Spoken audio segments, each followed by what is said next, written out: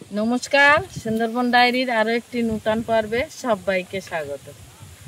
আবার একটু আসলাম রাস্তার ধারে, ছাগলটা মাঝে থেকে গেলাম, তা ছাগলটা একটু ঘাসে বাঁধবো। তো এখন দেখতেছি যে নদীতে জোয়ার উঠতে, মনে করছি নদীতে একটু ছিপবাও, তাই এখন আর হবে না। বিকেলবেলার দিকে দেখ, নদীতে একটু ছিপবাও হয় না অনেকদিন, মনে করি নদীতে এবার ছিপবাবো। তা এবার ছিপবাতে গেলি তোমার এখানে ভাঙন চলে গেছে, এরম জায়গায় নামে বুসে বসে হবে, কিন্তু প্রচুর পাঁক। তো কী করবো, তাই দেখছি কোন জায়গায় বুসে পাওয়া যায়। জায়গা টাকাগুলো এখন তো ঠিক করে রাখতে হবে, না রাখলে তখন নামে বসার জায়গা চেষ্টা করে পাওয়া যাবে না। আর যেখানে একটু শক্ত মাটি আছে সেখানে বুসে বসে ছিপ বাবু বসি টসিগুলো সব নতুন করে আবার ফুটিয়ে নেবো, নিয়ে তারপর ছিপ বাবু আর ওই কোমলে ওই ঘাটের সোজা ওই জায়গাটা যেতে পারলি ভালো হয়। তা বাড়ির দিকে তো এখন কেউ নেই, আর এইগুলো এই মরানিতেই ছিপটা বইতে হয়, ছিপ পালি মরানিতে মাছটা হয়। তো আরও তো এখনও অনেকগুলো কাজ আছে, তো পর্বটা আপনারা দেখতে থাকুন, ভালো লাগবে। যারা নতুন দেখছেন তারা একটু সাবস্ক্রাইব করে দেবেন। আমি ছাগলটা ওই ছাদ দিকে নিয়ে একটু সরিয়ে বাঁধে নিই।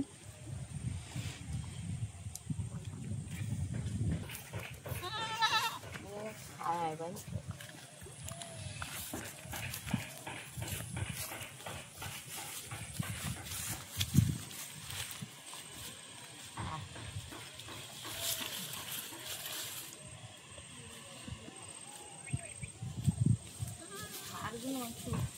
মাঠে টুকি দিয়ে চলে গেলাম, এখনো ঠিকঠাক শূন্য হয়নি, না শূন্য হলেই তো বাগানে দেওয়া যায়।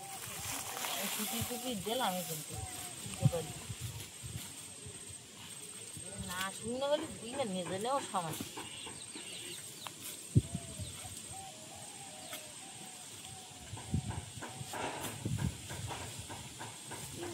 দিতে পারলি শুনতে পেয়েছি একটা সময় কি যাবে কোন, তো এখন একটু দেরি হচ্ছে, এগুলো একটু দিতে বলতে দিচ্ছি।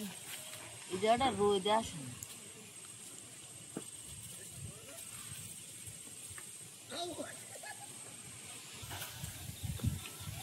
এগুলো একটু উল্টে বলতে দিলে তাড়াতাড়ি। কালকে রে আমি কোদাল দিয়ে খাইতে উল্টে দিলাম, জায়গায় জায়গায় একদম পুরো গোবর হয়েছে। আর যখন উড়িষ্যায় ছিলাম, উড়িষ্যায় গেলাম, তাই যত ধান কেটে বিচালি সব এরকম গাদা মেরে থতাম, তা একদম পুরো গোবর হয়ে যেত, তা ঘুরে ভাঙতাম গোবরের মতো একদম চটকে, আর ছোট ছোট দলা ঘুরে এরকম করে ঘুরে ভেঙে দিতাম, তা সে খুব জ্বলতো আর জলে খুব ভালো। এই পচা খড়ের গোবর, এগুলো তো গরুতে খালি গোবর হয়, তা পুষে গেলেও তা সেই একই গোবর।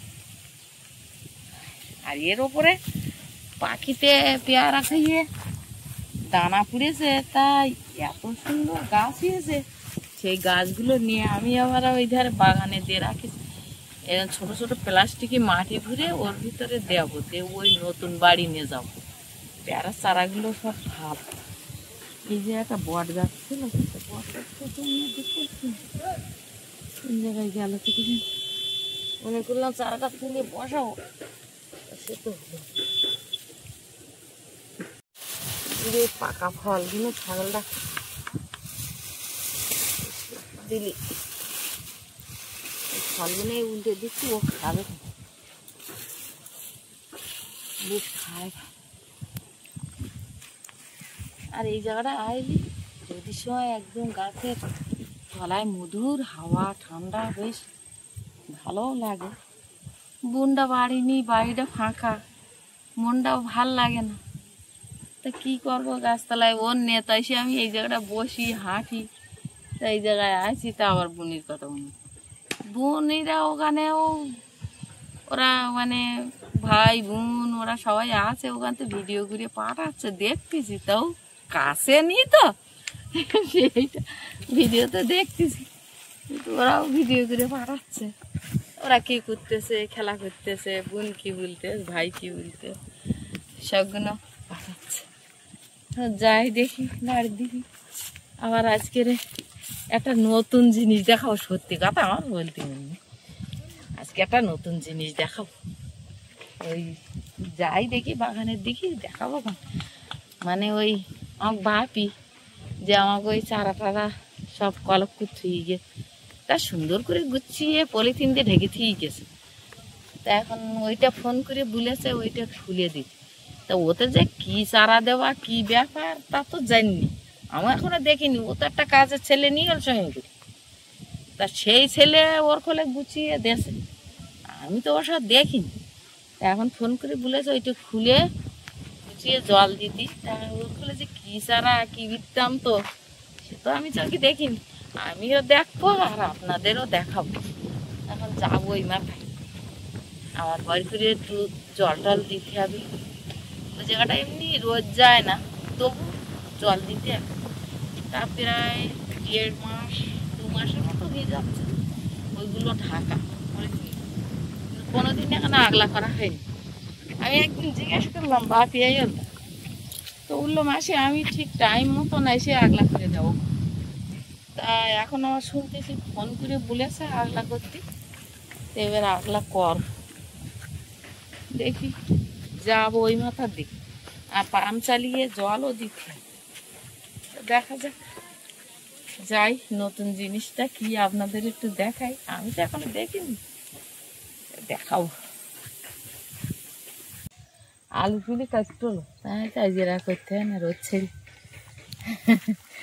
করতে করতে আমি বলছি সামনের দিকে ছায়া ফিরে নাকি ওই সামনে সেদিন ঘাস টাস মেরে গেল, তাই গেছে বেশি রোদ ছাড়লি। আমি রোদি থাকতে না, তাই আমি কেউ থাকলে আমি তার বলি রোদি কাজ করতে হবে না, ছায়া ছায়া কাজ কর, সবাই তো মানুষ।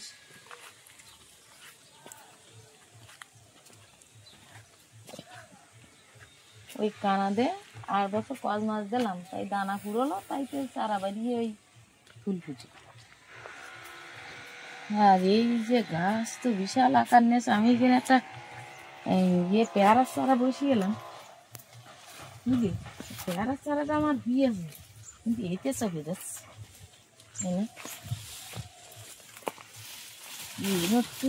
গোটো ঘুরে বুঝে দিলেও ভুতো বোধ হয়, এত তেল উঠতেছে তা সে আর ভালো না, তেল উঠে উঠে তো ভর্তি গেল শঙ্খ তেল উঠে। এর ফলে আর এক কয়েক মাস গাছ হয়েছে যে গোড়া কোনে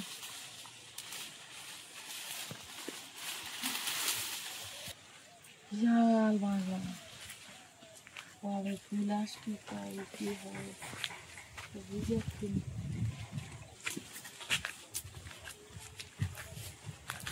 ঘাট কোথায় দেখছো? ওই কচু, ওই কচুর মধ্যে। এই পাইপটা কিন্তু খুলে নিতে হবে, নিয়ে আর ওই জল দিতে হবে, দেখি যাচ্ছি।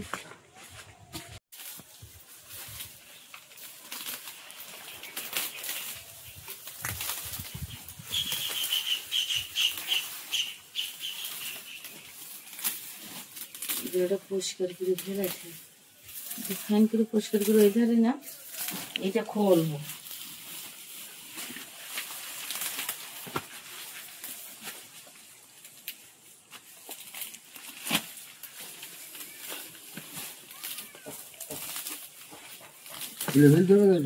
এই ঘাসগুলো পরিষ্কার করো, তুলে ফেলো।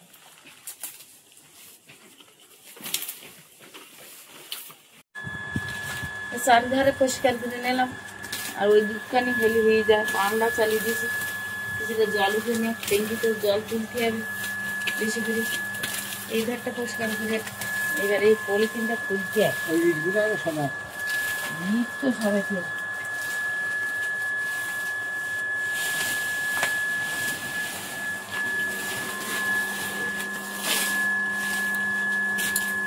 এখন অপেক্ষায় আছি কি গাছ আছে দেখবো, আমি তো এখনো কোনোদিন দেখিনি। আর ওরা নিয়ে যা বসিয়ে এলো তাও আমি দেখিনি।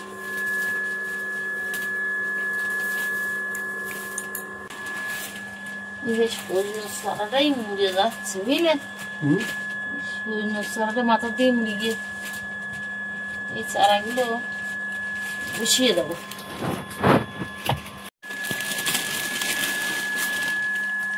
বাবা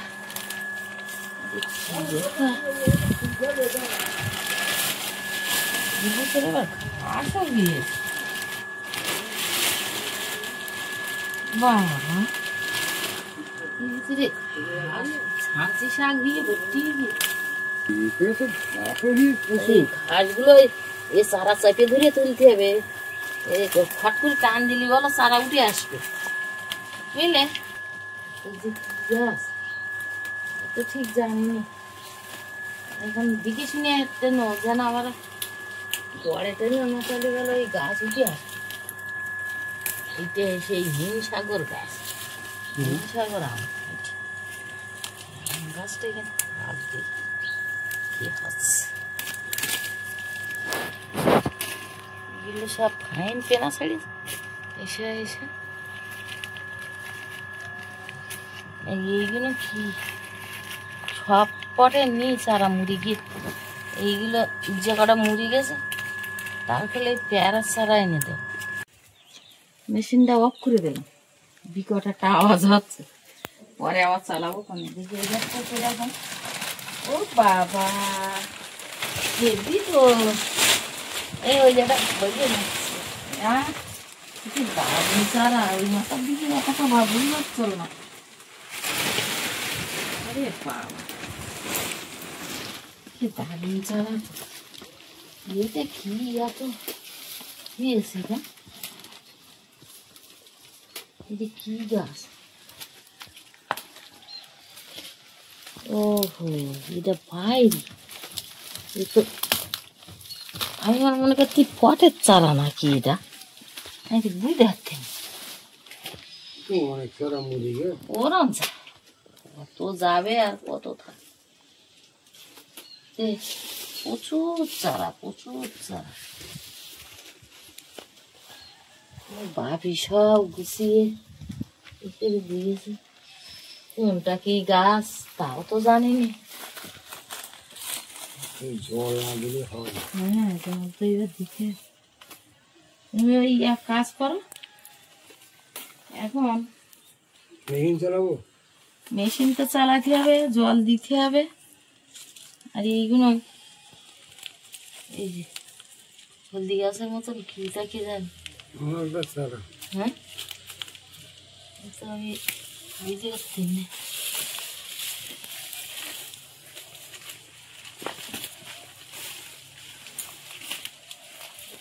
এর ফলে যা ঘাসগুলো গিয়েছে এইগুলো রঙ্গন বলো, হ্যাঁ রঙ্গন ওই যে ঝাড়া ঝাড়া হ্যাঁ রঙ্গন ফাইন গিয়েছে কিন্তু হ্যাঁ ওইটা বলে সেই হিমসাগর আম। ওইটা একটা ডাল কাটিয়ে দিচ্ছিল, তার মানে এই পটের ভিতরে ছিল না কি দেখলেন, এই বাইরে পুড়ে দিয়ে তাও সেগুলো বাড়ি।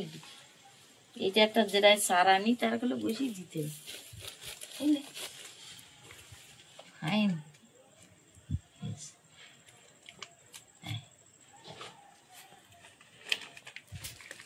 এরা কিন্তু সেই গন্ধরাজ জান, তাও সেগুলো বাড়ি এনে নিচে একটা সে পুড়েছিল তাই তো সেগুলো বাড়ি। আচ্ছা এখন মেশিনটা স্টার্ট দেবো, মেশিন স্টার্ট দিতে হবে, জল দিতে হবে, এই হচ্ছে ব্যাপার।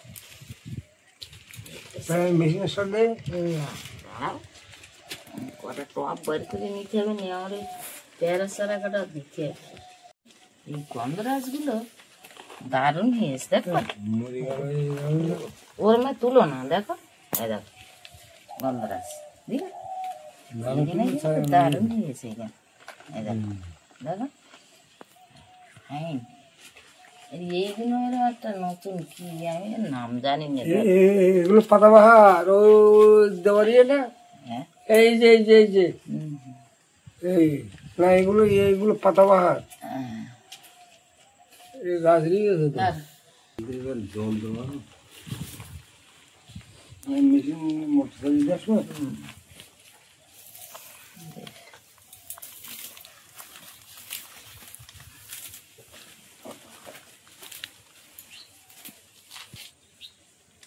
এইগুলো যে কি ফুল আর কি চারা, তাও তো আমি সব জিনিসের নাম জানি না। আমার বাপি না এলে, বাপির কাছে না আসলে আমি বলতে পারবো না।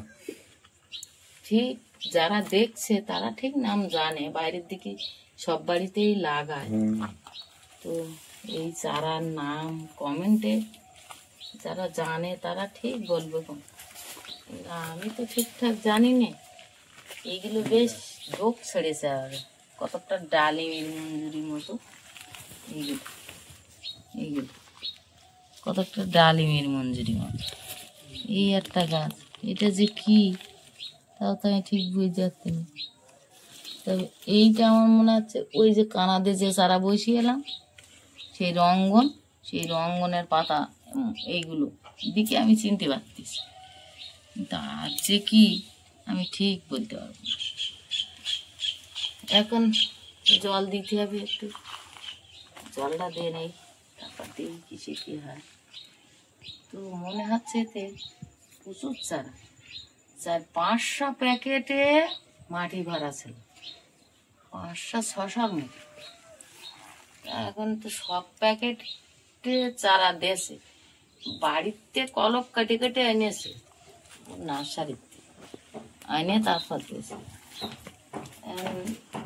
কি দেশে কি করেছে ঠিক জানিনি। তবে আমার এই একটা ওই ফলসার চারা এনেলো, আর একটা 12 মাসে সজনোর চারা। তাহলে মুড়ে যাচ্ছে কেন থেকে জানি, এত দামি দামি চারা ছেলেটা আমার কষ্ট করে এনে দেয়। তো চারাগুলো যে মুড়ে যাচ্ছে কেন, মুড়ে গেলে খুব কষ্ট হয়, কিচ্ছু করার নেই। আমি চেষ্টা করি একটু বাঁচিয়ে রাখার, সে তো হয় না, কেন থেকে যায়। দেখা যাক, এইগুলো তো আবার সব যাবে ওই বাড়ি, এই বাড়ি তো বসবে না, তো ওই বাড়ি যাবে। ওই তো জল এসে গেছে আমার, এখন আমি জল দেবো।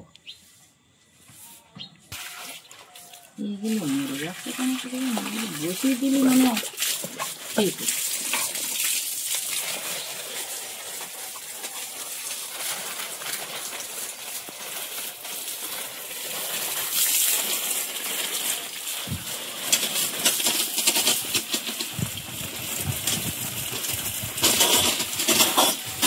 দেখো পেঁয়াজ পুড়ে গেছে।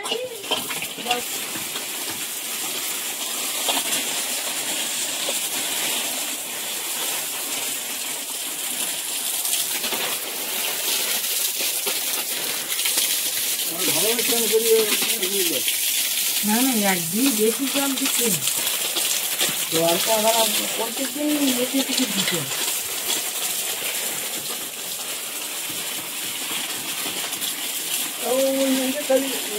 না না, এদিকে আর একটু দিয়ে নেই।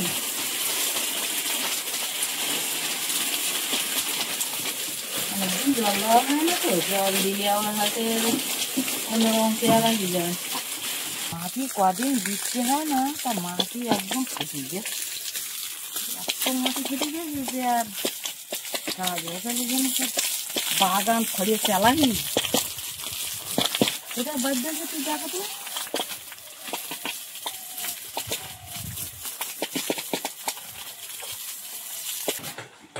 এবারে ড্রামে জলটা ফিটিং করে দিয়েছি, ড্রামটায় জল উঠতেছে, ড্রামটা ভর্তি হোক, হলেই তারপরে গিয়ে আবার উপরের ড্রামে এই জলটা ফিল্টার করে আবার উপরের ড্রামে তুলতে হবে। তো পর্বটা আজকের এখানেই শেষ করব। আপনাদের কেমন লাগলো আমার চারাচুরি দেখানো, একটু কমেন্টে জানাবেন। আর সবাই ভালো থাকবেন, সুস্থ থাকবেন। দেখা হচ্ছে আগামী পর্বে। আর এতক্ষণ সাথে থাকার জন্য সবাইকে ধন্যবাদ।